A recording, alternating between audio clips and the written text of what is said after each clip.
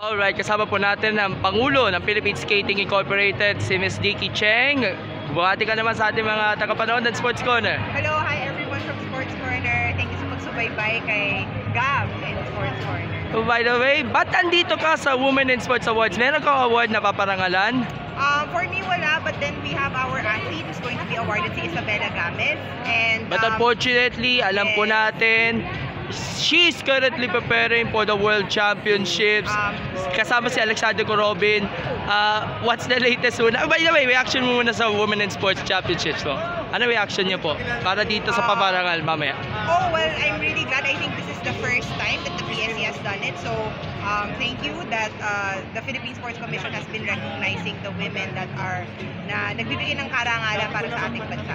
Okay, what's the latest na pala? Si Isabela and Alexander are currently competing for the World Championships sa Montreal, Canada. Anong latest? Ano ba ang nangyayari ngayon? Kumusta ang training nila? Yeah, so they're currently now in Montreal. The World Figure Skating Championships is starting today. So the pairs figure skating, mamaya silang 12 noon in Montreal, which is 12 midnight sa atin. So we're going to see how they do, and hopefully that they do well and represent the country well out there. Okay, with regards na sa naturalization ni Alexander Corobin, alam ko na meron kayong mga hearings na yon kanina mga hearings sa Kongreso at sa Senado, at are you confident na maisasabatas na ito very soon?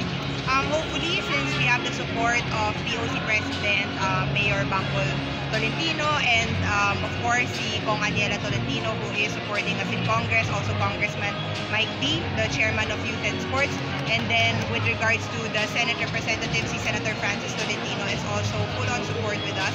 So we are done with the first hearing for both Congress and Senate, and then we are looking forward to the second and third reading in both Congress and Senate. Okay, what about sa iba pa nating skaters, Sophia Frank and the others, Adrian Celestino?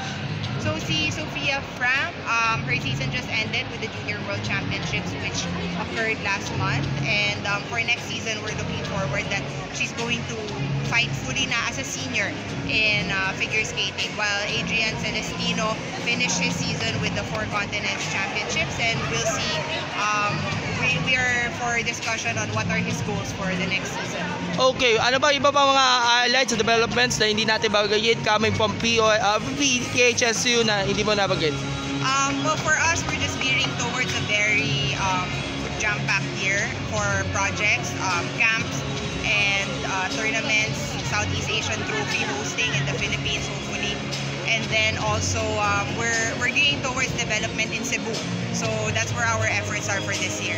Lastly, as a sports official na babae, paano mo i-embrace ang mga challenges sa pagiging babae sa inyong trabaho? At gano'n ba ka-inspire na marami tayong mga atleta ang babae?